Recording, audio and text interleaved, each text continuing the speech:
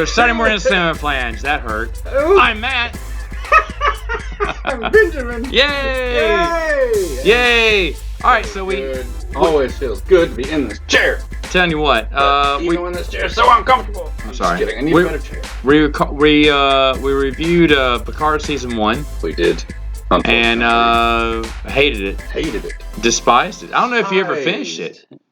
You were raging on it. I was raging on it because I watched it. It's garbage. It's total garbage. I watched it out of the side of one eye as I was doing other stuff. It's totally garbage. That was the one where they ended it with the magic wish machine, right? To fix all the plot holes? Yeah, it was just dumb. It was dumb. I've just erased it. And then I said, hey, let's watch 2. So I kind of got you in on 2 because I saw Q. And in my opinion, it was even worse. Right. And I felt it was so bad because it was written by someone who had never watched Star Trek before. They saw a poster, and I guess they just wrote it off the poster they saw.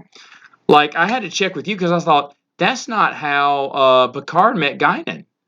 And you said, it's not. And I was like, exactly. What is there anything that would this fit? You went, no, it's like a total different reality. And there were so many other things that were just wrong with it. And we talked about this. Picard is not acting like Picard the whole time. He's just giving empty platitudes. Right. He's weak. He's rubbing his hands. Oh, I feel so bad. And that's not Picard at all. We both went into season 3 with low expectations. Well, I'll tell you this. I didn't want to see it. You wanted to watch. You said, we're going to watch it. I said, no, I don't want to. Watch it and you said, the last one. I said, I don't care. I don't want to see it. But then you think, well, it's got to be better than Nemesis, right? Like, but then Nemesis looks like you watch Picard season 1 and 2, and Nemesis looks like a masterpiece. It's a masterpiece. And now, thanks for making me appreciate Nemesis more. Okay, so we have not talked about season 3 at all. No, and I will preface this by saying that now Nemesis has finally been usurped as the ending of TNG. And we can finally watch something that has Picard in it and the TNG crew and feel good about it. Like, surprising of all surprises, like the biggest surprise I've seen on television in years. I cannot remember the last time I was more shocked by the way a show ended up than Star Trek Picard season 3. Shocked. It's like they wrote the last 5 episodes of the entire show first. And that's what they pitched to Patrick Stewart and Jonathan Frakes. And then wrote the rest. And then they wrote backwards because Paramount said, well, we got to stretch this crap out into 3 seasons. And then they gave it to somebody. Here's, you can have season 2, like some person who'd seen the poster. And then they gave season 1 to the interns. And then they just said, all right, that's enough. Right. But then these last 5 episodes, especially, like the last season was all pretty good. Lots of good shout outs, lots of good stuff. But the last 5 just were turn on your head, mind-blowing, good Star Trek. I enjoyed the first half too, but the whole time I was watching it, I was hesitant because I said, okay, yeah, of course we were. It usually starts off interesting. The first episode of Picard, we were first 2, maybe we were like, okay, we're interested where it's going. Doing? Same thing with season episodes 1 and 2 of the second season. Where are they going with this? The first episode, we're like, where are they going with this? And then we're like, oh, it's crap. Oh, it's garbage. And then this one, I was like, you're not going to fool me. And then episodes 6 and 7 came around and went, okay, it's probably going to crash and burn any minute now. And then by episodes 9 or whatever, I was like, I think they're going to land this puppy. I think they're going to do it. They land the freaking and on the aircraft carrier on a dime. Where did they find a fan to write it? That's what I want to know. Where did they find someone who cares about Star Trek? That's what I want to know. I'm telling you, this has to be what they pitched to Patrick Stewart. Those last bits, that's got to be what they use. Let me go back here. If I skip something, let me know. But the first, the overall story, I was like, okay. Beverly Crusher has a son. Fine. All right, let's see what's going on with it. I'm intrigued. I'll be honest. My highest hope, I was thinking, okay, we've got a good villain. Like, she's great. I thought that she was a good villain. I thought she was terrific. I thought she was going to be the star. Yeah. But the fact that I thought about this episode and I was thinking about this podcast, and the fact that she came in as she was the primer. She was the primer to get the story going. She crushed it. She did great. She got sent off unceremoniously based on how good of an actress she was. And a lot of these big villains, usually in the new ones, are just kind of it's all about revenge. It's all about something. But this one just felt fresh. You've got heart from the beginning. Yeah, it felt fresh. Yeah. I totally agree. And she wasn't like imitating like a Heath Ledger crazy Joker. She had her own level of crazy. Yeah, and it was good. Felt good. Like it was really solid. And another one, the captain, that Starfleet captain, he didn't care about Picard. And what a great character! The anti-Starfleet captain. What was his name now? I forgot. I didn't bring my cell phone with me. I lost all my notes with his name. But anyway, it's not Rios. Of course, Rios was the old captain I like. No. But this guy was good.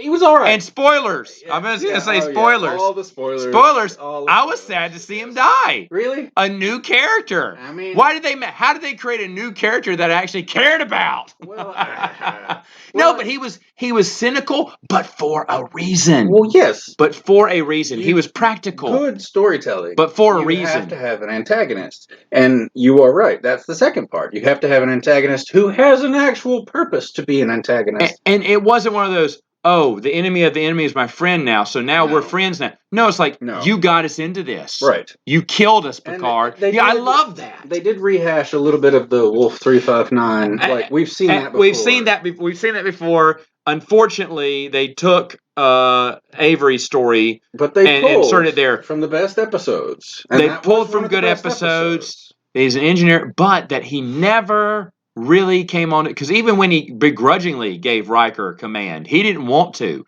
and he was ready to have it back. Went, thank you. Yeah. And at that point, he still wasn't like, we're not friends because of this. You're the reason we're in this. It was good to see. And I like the and it wasn't that he was anti-Starfleet. I think he was more realistic of a Starfleet captain. Because here's the thing. I mean, we all love Picard and Riker, but think about this. These two pompous windbags come on my ship, and they're acting like they can control.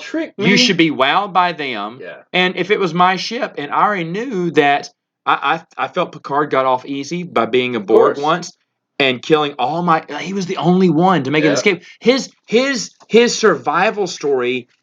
It felt real. Story was better. Yeah. It felt good. It was good. And I was like, okay. And so the way he treats them, yeah. Of course. I just thought it was great. Now, here's the deal. 7 isn't as annoying, but I'm still not the biggest 7 fan. But she's not annoying in this one. They toned her down. Yep. Agreed. Poor Rafi. She's worthless. She felt like, you know that old Sesame Street? Worthless. You remember the old Sesame Street sort where they say, one of these things is not like the other. Yeah. One of these things doesn't belong. Yeah. You see 3 chairs and then you see a walrus. She's the walrus. She sticks out like a sore. She sticks out like a sore thumb. Like you're watching all these next generation characters know who they are. Of course. But they feel like they mix anything. And then you're like, who brought Cousin Oliver to this party? Well, who brought the holdover from season 1? To this season, and I feel that's the problem. They felt like season 1 character. I think they made whoever wrote the story. He obviously hated the first 2 seasons. You think so? Get out of here! They just weren't even the same league. Even the same league. He gives Commander Data a better. A better, Oh yeah, he does it way better. He's like, wow, what garbage was season 1? And then basically just rewrites it. How bad could it have been to make me not care about Data's finale or Picard's finale? And I forgot there was a major plot point in season 3 that they kept referencing to something that happened in season 1, and I had to look it up. Because I had blocked it mentally. It's like, what even happened in season 1? Yeah. I had to find out what they were talking about. It's like, garbage. Oh, that's why I don't remember. Because it wasn't a TNG episode. It was that trash from a few years ago. Yeah, and Rafi's character is still trash, and I don't care about her character. And it felt like every time you saw her, I was like, can we please get back to Star Trek? What are we doing with her? She's an awful character. It wasn't. He couldn't save her, but I think they made him keep her in there. Maybe. Because no one else is back. Maybe. And on top of that, did you notice the ship that the little Romulan was assigned to? Blew up in the battle. He's dead. The Romulan samurai kid. Romulan samurai? I don't know. The Romulan kid in the first seasons of Picard. Oh, I don't remember that. You didn't see him much in season 2 because they knew his character sucked. But remember, before they went to the alternate timeline, his character was joining Starfleet. And Rafi was so proud of him. He was assigned the ship. and the ship died in the battle. It blew up, and he died. That was the one on the L cars. That was watching the. That was the first deuce, and then the double deuce came. The double deuce. Yes, and the double deuce came at the stinger at the end when he goes. F no, Q didn't die. Q didn't do that. Here he is. That wasn't Q. You think that was, and that was great. It was like, oh, that season. And I mean, honestly, John DeLange could have been holding up a middle finger to a sign that said season 2. Basically. Because that was what it was. Right. And I'm happy for it. Yeah. Screw those other seasons. You're like, screw this, give me a hug business. Yeah, it was great. It was great. Yeah. So the other things, some nice little nuances such as, they didn't have to, but they did. Roe's story, a completion, and I liked it. Whose story? Roe. Ensign Roe. Yes. Great, because exactly. Last we'd seen her. Beautiful. Wasn't she forced. Goes off and was not forced. And fit in beautifully. It was perfect. Because I was so confused when I watched. It's like, what is she? And Picard and Riker say, "What's she doing here?" I was like, "What is she doing here?" She joined the Marquis, and I was thinking, did they? Because I thought I was mistaken. I said, wait, did they resolve that? And I just don't remember it. No, because I knew that's how it ended. I had texted you and said, "Are you watching this?" You said, "Not yet." That's why I texted you that, because I was going to say, "Hey, can you give me Roe's story?" You needed to know because I needed to remember. Well, then later on, I found out that no, they just ended it there. That's one of my favorite episodes of TNG because it ends with Picard like just sitting quietly, all betrayed. And it just zooms out, hurt and everything. Dialogue, it's a beautiful ending. And that's it. They didn't have to get, but they did, and they thought about a perfect way to end it. And then they twist you back and forth so many times, like she's a changeling, she's not a changeling, she is real. Yeah, she didn't take the transporter. She didn't take the transporter. Like so many little things that make you think, oh, I know. Why is she not wearing her earring? Yeah, exactly. There's so many good moments. Good twist. And then she gets it, and I don't think it was an obligatory kill off. It was great. It was great. Yeah, it meant something. It really meant something. And I hate the piss out of Voyager, but seeing Tuvok was fun. Seeing Tuvok was great. I wish that Janeway would have shown up. That's the only thing I thought for sure she was going to show up. She was going to be there at the end. That was the one that I thought was for sure going to be a Seven get her own captainship at the end is really fun. It seems like Admiral Janeway should be there to assign it to her. Exactly. Why wouldn't she be on? Like she gives the message that the captain. The christening of the NCC 1701G should be done by Janeway. Should be done by Admiral Janeway. Right. She's there for Founders Day. Speaking of which, I did love so much. They got Walter Koenig to come back and to do the voice of his own son in the future. In the son's as the president of Earth. And his son's name, what was it? Is Anton? Who is the actor Chekhov. In the new movies who passed away. It was a little nod. Isn't that How amazing? Smart. And they got him to come back and do that voice.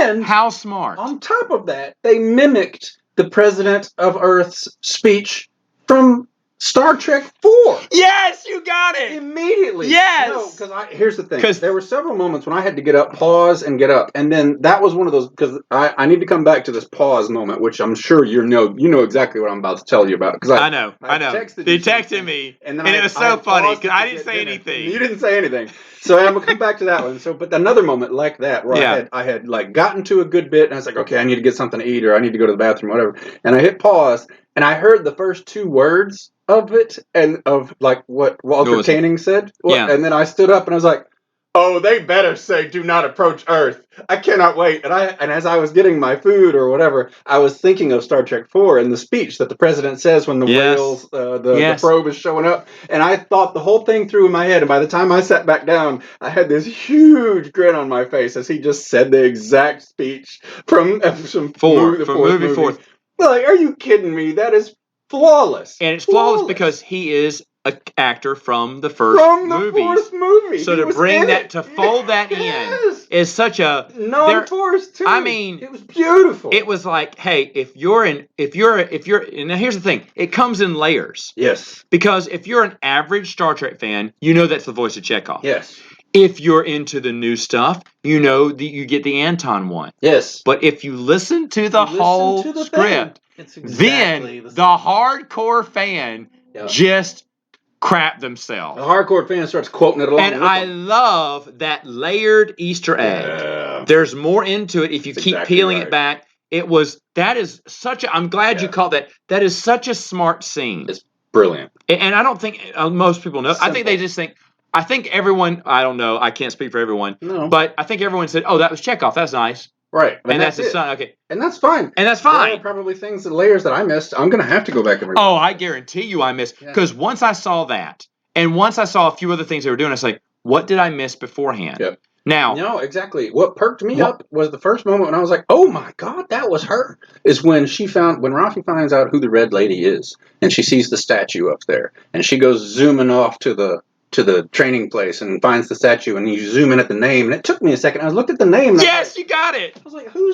why do I know? Oh my God! Yesterday's Enterprise. The Enterprise C. I was like, no! Wasn't that great? But it took me until the credits were rolling to figure out who was that. I knew it had to be. I was the same way because I went back and went, wait, who is that? No, because I said the same thing. I went, that's someone from the Next Generation. So familiar to me, and I know that. I had to look it up. So that's when I started thinking to myself, what else have I missed? Because what a brilliant Easter egg that was. What a brilliant Easter egg. It was perfect. Which is another great episode. Yesterday's Enterprise. I mean, it was like they were bringing out all the big guns happened. It was like watching Home Run Derby. It was just he kept knocking it. The writer kept knocking out of the park, knocking out of the park. I know. It was smash hits, and you're going, can they do this again? Yeah. No way. Okay, finally, Commander Data finally has. I mean, we get to see Lore, which is nice too. Great. That's nice, but finally, and I complained about this in season 1. It should not. Picard and Data were never that close. It was Geordi. Geordi was his best friend. Geordi and Data were the best friends, exactly. And Geordi finally gets to say he gets his to goodbye look at him with tears in his eyes and tell him the goodbye when he never got to have. When he was like, that was never in Nemesis. You are absolutely and right. It was like, F you, Nemesis. You missed out on this excellent scene you should have had. And if Nemesis would have watched the TV show before writing the movie, they would have known too. They would have realized it's not Picard and Data. When I saw that, I almost got up and applauded. Yeah. I went, thank you. I guarantee you that the actor went, thank you. I've been waiting 20 years to say this. It's so funny that you said I almost got up and applauded because I did sit there and applaud from my couch and standing up even. It was like, I did. Of a gun. Yeah. They did it. Because that is something that needed to be in Nemesis. Yo. Because that was something that needed to be in season 1 at least. So much closure we got. And they swung and missed twice, but no. Mark McGuire hits a home run again and says, I'm going to give you the speech. And then of course. And they nailed it. Like, whoever the directors were as well. Like, Jonathan Frakes directed a couple of episodes and I didn't really like them. But the other directors, especially at the end, you could tell, like, just as an actor, you could tell that all of those actors were in a set and in an area where they felt okay and safe to cry and to show real good acting, good emotion, and feel it. And every episode, every close-up was packed with some really, really good emotion. This was the Next Generation makeup. And Geordi with tears in his eyes as he said that to Data is what I'm getting at. The Next Generation makeup movie that we never got. The makeup. Now, that's what I meant. One joke that I had to look up. Yeah. One joke. Let me hold on before I think of anything else. Okay, let's go with yours first. What's that? My text. Okay, your text moment. Because first off, you see Moriarty, which is fantastic. Yes. So that's what happened. Because that's someone else. In season 1 of Picard, we said, wouldn't it be great if he went to the holodeck and met with Moriarty again? Did we talk about that? We talked about him going back and being the detective, having an adventure with Moriarty, having an event. What about all the so that's holodeck? Where I was, and you were like, and you were blown away. I was like, are you kidding? If that's all they did in that episode, if that was all they did, I would have loved it. Did you notice what else they had in there? I noticed a lot in that episode. So this is when they break into Daystrom, and there's a super smart AI that's guarding the place, and there happens to be Data. And there's one Easter egg after the next. One after the next. It was Kirk is in there. Kirk is in there. Of course, they take his body from Generations. Kirk was in there, and they dug him up. The Genesis device was in there, which I don't know how that was possible, but okay. They could dug that up. They dug up another Genesis. The Genesis device is gone, Genesis too. It's from Wrath of Khan, right? Did they have an extra one? They shot that toward the planet though. Khan stole or something. But it exploded. But you're right. I don't know how they have one, but nice to see it. But Picard's, Kirk's body, and then the mutated tribbles in there that Yeah, jumped on. yeah. Like, all the little good stuff. Which is great. That was really good, and they had a little jump scare with it too. So they were going through this House of Horrors, the Daystrom Institute, which we've never seen the inside of. I don't think. No, we've always heard about it. Always heard about it for a long time, and then I got up and I was like, all right, I gotta get some more food, a pause moment. And then I got up and I heard the voice, of wherever before Moriarty's reveal, and I was like, oh no, they're not. No way. And I just stood there with like my plate in one hand and my controller in the other. I was like, no, they're not. And then they do this great pan, like this close up with his head down, reveal. and then the smoke is there, and he's got the top hat, and he looks up, and he got the smirk on the side. What of his a great face. scene! I was like, oh, what actor wouldn't just jizz to love to have one moment to come in like that on anything? That was just couldn't have been better. And so I was like, you son of a gun! I don't believe it. There you are! I sit there and I go to the kitchen and I'm texting you from there and I'm like, all caps, Moriarty, holy crap. Yes. And you thought that was the big one, and I knew there was more. And I said, so then, because I had just watched all the other little reveals happen, so I said, I keep waiting for these. And what's going on during this with Riker? What's he hearing? What are they hearing the whole time? He's hearing music. Yes, exactly. And I had texted you. I said, because I saw the little reveals. You had hit pause after Moriarty. But I had been watching the credits, first of all, because the credits were great. Like the ending credits were beautiful and really well crafted. Because they're really good.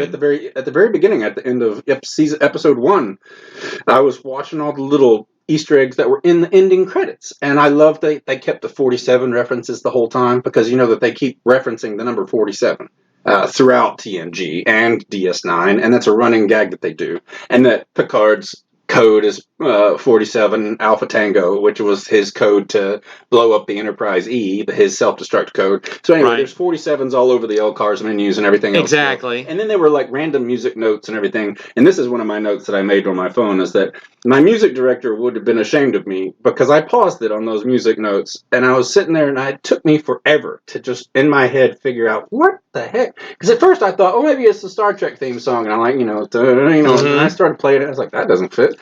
And it just sat there, and I was like, what is this stupid song, and why can't I figure it out? And I just sat there, and I made it a challenge, and I must have sat in the dark for 20 minutes just trying to read this simple little Pop Goes the Weasel song.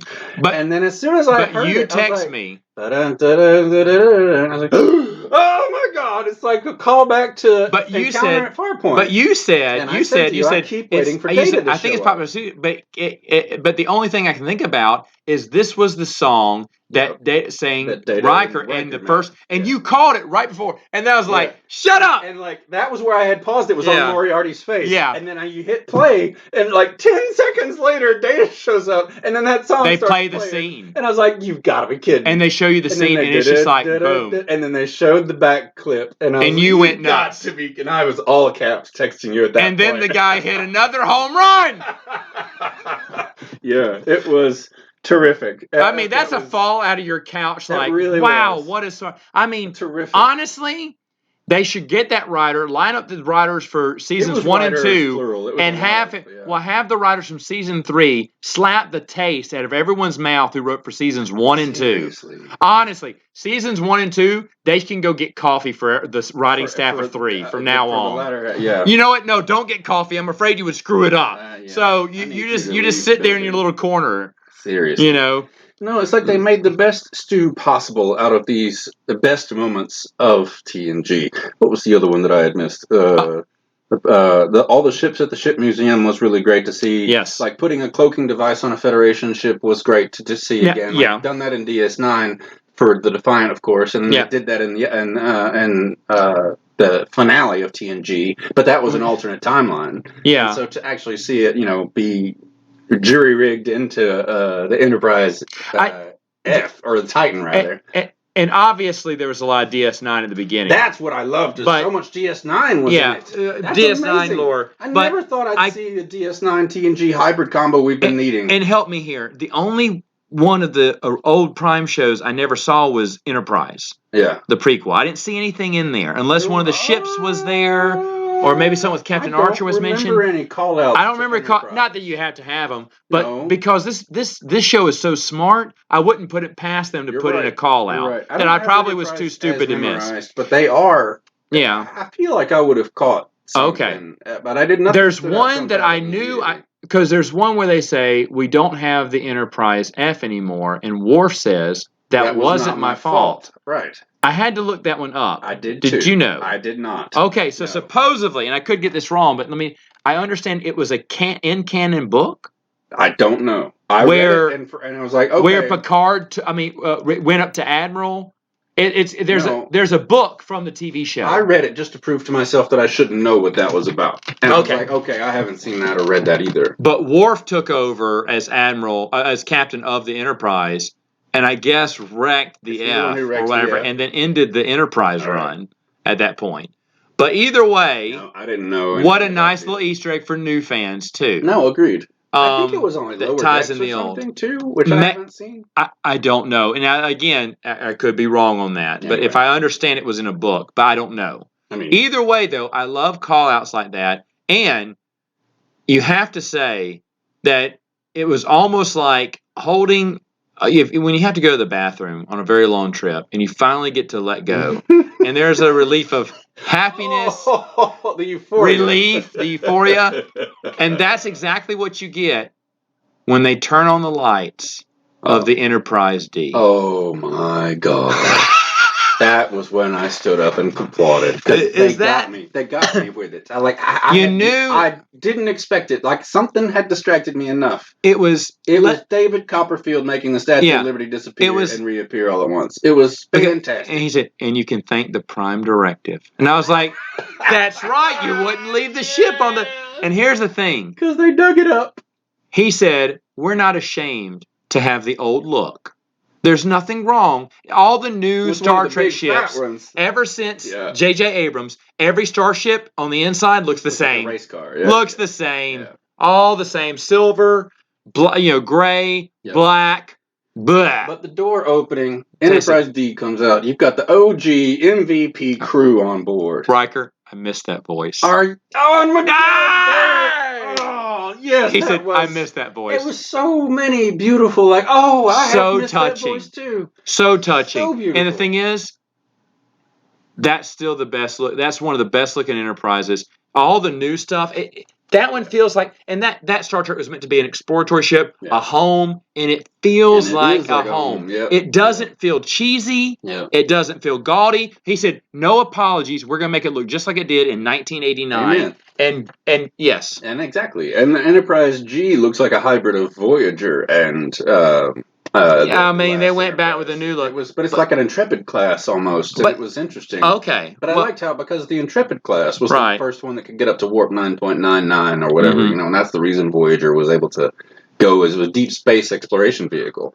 And that's what they look like they're doing with the Enterprise G. It's a deep space model that can go up to warp 9.99 or whatever. And I did like that, how Picard got on. Shouldn't you alert engineering that we're about to be going up to warp 9.99? It's like, Captain, we don't do that anymore. But you got to be a little bit happy to know that the D is alive, and whenever they need it, it's there. Just break it out. It's like Ferris Bueller's Day Off. They just go into Cameron's dad's garage and just take off with it. No, I loved that too as well, because Geordi not only, everybody got a happy ending in this. It was wonderful. And I should probably talk about this at the end, but... go ahead. No, this is the end. Go for it. That's the kind of beautiful thing that I liked, is that everybody got a happy ending. There were so many things that got sad. Everyone's tied up. Satisfied. Geordi got to say his goodbye to Data. He not only did that, he was able to hand rebuild the Enterprise D and deliver it to his captain to save the galaxy once again from certain destruction. Picard acts like Picard. Picard gets his family. Acts like Picard for a change.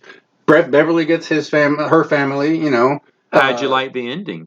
Playing cards. Oh my! Wasn't that great? Even the camera angle spin was the same from the last episode. Wasn't that great? It was terrific. And then to have Q show up at the end and be like, "Oh, it's just gotten started, Sonny." And here's another, the double deuce to seasons. Q even got his happy ending. He got another Picard to play with. Are you kidding? What else could Q possibly want from life? His eternal existence. And I know John DeLance was like, boy, that second season was crap. Man. So I'm so glad I'm back. Here's another little Easter egg that I have to call out. Did you see when Worf was looking through his list of suspects? And he got on the LCARS menu and he pulled up some names. And he says, I know who it is. Did you see the names that were on the list? No! When they went looking for the Vulcan that was the mercenary or whatever, which was like I was like, who is this guy? Oh, I know him. It was like Joe Toy from Band of Brothers. And I was like, oh, I'm glad to see him acting. But anyway, he pulls up the list, and on the top of the list was like, Morn from DS9. and then it was the guy from the plot, and then below his name was Brunt, FCA. Shut up. It was 2 DS9 callouts on the same screen. Morn is great, Brunt too. and Morn. Brunt and Morn, because he's DS9. That would have been the only thing I would have wanted, was to see Brunt come back in some fashion or another. Or Jeffrey Combs do something. I wanted Jeffrey Combs. He might have been in it, and I missed it. He probably was. He was that good of a comedian. He was the captain. We never even knew.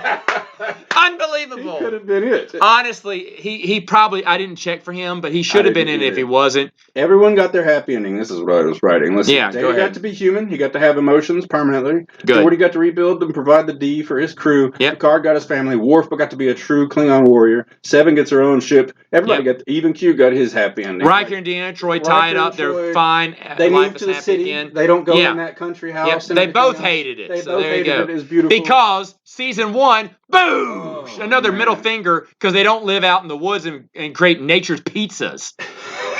Like they did in season 1. That was a middle finger to 1. It really was. Like there was so many. Because when they both said, "I don't want to live there," me neither. Touching moments. It's like I hated how they wrote us in season 1. Exactly. Me too. That's exactly right. And they it was like, I'm telling you, they wrote the last bits and then went backwards. Thank you. And it was Star Trek. Absolutely beautiful. Thank you. Could not have been a better send-off, I don't think, for the TNG crew. The thing is, now, if they never say, we're done with TNG, I'm fine with that. I'm okay with that. And if someone says, Matt, should I watch Picard? I say, only season 3. Season 3. And you won't miss. You didn't miss a single thing from 1 and 2. In fact, 3 basically just pisses all over seasons 1 and 2 because season 1 and 2 suck. In fact, Picard woke up and said, "Well, that was a weird dream," and then lived his life on day 1 in season 3. Right. That's exactly what it was. It was wild. It's great. It was wild and wonderful, and I can't wait to watch it again next Saturday. Oh, morning. Samoflange.